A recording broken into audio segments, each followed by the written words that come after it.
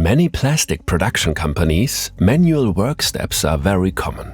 Especially in manufacturing companies with low volume and large variety of products, the degree of automation is low, which also applies to Huber Kunstoffverarbeitung. Here, the biggest bottlenecks are the machine setup time and the manual post-processing of plastic parts.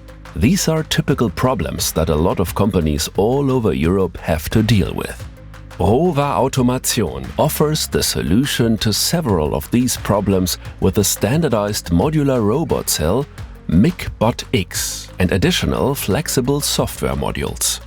Due to its modular design and the many of integrated standard functionalities, MicBotX can be used for a wide range of automation solutions with different processing technologies. With the possibility to combine several platforms, even complex processes can be automated. During the Digital Innovation Hub project, Rowa Automation developed two firmware-based software solutions. With one of them, the setup time of various production machines is minimized due to simple information access via QR code. With the help of the other one, the time for the integration of new product types can be reduced through direct program exchange between the digital twin and the industrial robot.